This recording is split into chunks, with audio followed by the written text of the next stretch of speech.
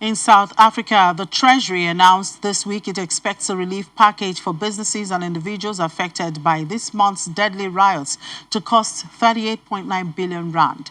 The government will spend an additional 31.2 billion rand and grant 5 billion rand in tax breaks, while 2.65 billion rand will be reallocated from within the budget. For these and other developments in South Africa, our correspondent there, Brian Pugeni, joins us now. Hello, Brian. Good afternoon. Good to see you.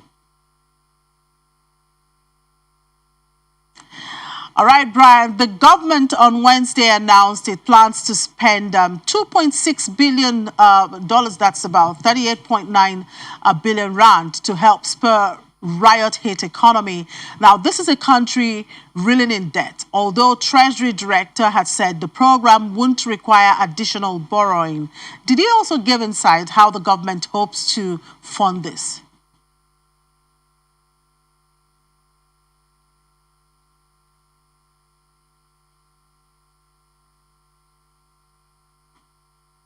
Hello, Brian. If you can hear me, please, could you kindly open your audio there?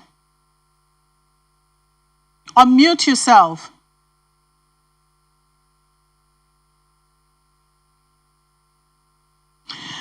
All right, while Brian gets himself unmuted, let's look at Ghana. The Finance Minister, Mr. Ken Ofori-Atta, says the COVID-19 pandemic has exerted seriously on the economy, creating job losses and worsening the unemployment problem, particularly among the youth. Mr. Ofori-Atta, while reading the media budget review, said the government had competently managed the COVID-19 situation and made Ghana's economy outperformed its peers and recovering faster. According to him, government is ready with a comprehensive program to tackle these intractable problems. The goal is to create employment opportunities for 1 million of young people over the next 2.5 years. He lauded the reports from the Ghana Statistical Service, which indicated that the overall GDP growth for the first quarter of 2021 was 3.1%, and the growth was even better, excluding oil, at 4.6%.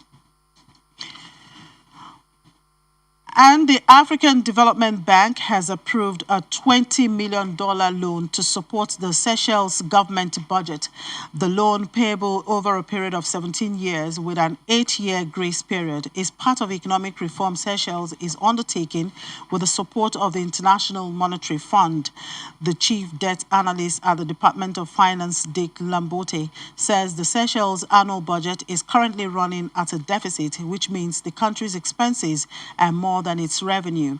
The support from the African Development Bank is expected to be repeated each of the next 3 years. But Lambote says that if the economic situation improves, further loans may not be taken. All right, let's have Brian now. Well, Brian, yes, we were talking about this announcement by the government about the plans to spend about $2.6 billion. Now, they talked about the fact that they're not going to go for any borrowing. So did they also tell the people how they are going to fund this program? Well, thank you for having me. Government are saying they are going to get the funds within available resources. They're not really saying, they're saying they're not going to borrow the money. So they're saying they're going to tap into the resources they have. And this funding is going to help with those who were affected by the looting and also social relief for COVID-19 victims, people who've been affected by the COVID-19 who have lost their jobs. The 350 Rand relief fund has been reinstated till next March. That's March 2022. And that's part of that money is also going to go to law enforcement agencies, which is the police and the South African Defence Forces, which will help with any future unrest in the country. Now, a worrisome development in South Africa's vaccination drive is that most South Africans don't want the COVID shot. They claim they rely on prayers. How so? Can you tell us about this? I thought there's a saying says, heaven helps those who help themselves. Well, it's a really awkward moment and a weird thing for people to say that they rely more on prayer when the vaccine. Most people have been trying for the vaccines to be there. Now that the vaccine are out there, people are now saying they rely more on prayer than the vaccine itself. But mostly, I think it goes down to lack of information on the vaccinations themselves. People have had reports of some people dying and some people having extreme after effects of the vaccine jab. And that really has scared the ordinary citizen who does not have a lot of information on the vaccine itself. So those people who do not have clear understanding of how the vaccine works are the ones who are saying they would rather go to church and pray about it and not really take the jab itself.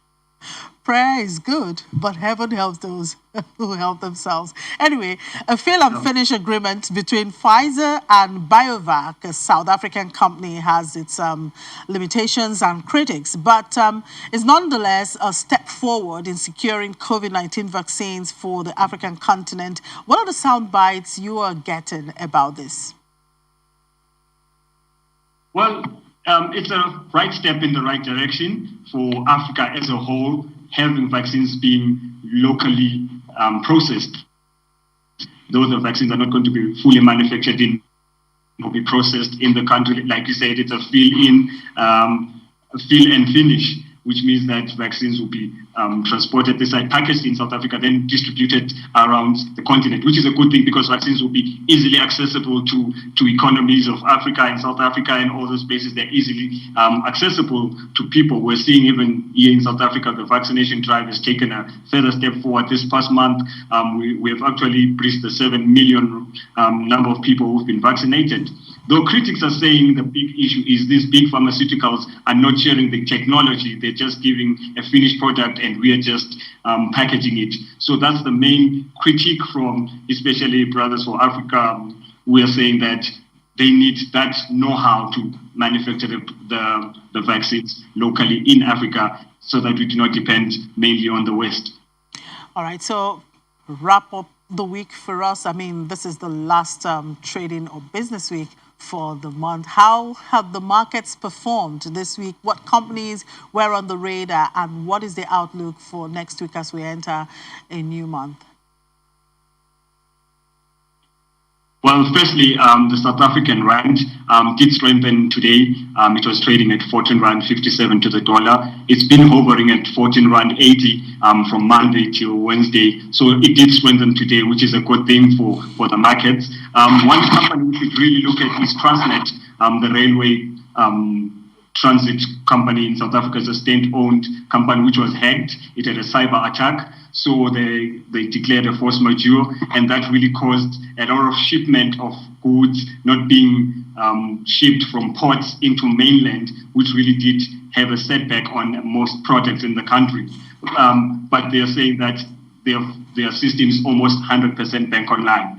And one other mention is ShopRite, who are really helping out in communities which are affected by the lootings, recent lootings. They've got mobile trucks which are helping out with food and so that people can get food and services in those areas. All right, thank you very much, Brian. Enjoy the weekend. Thank you. Same to you.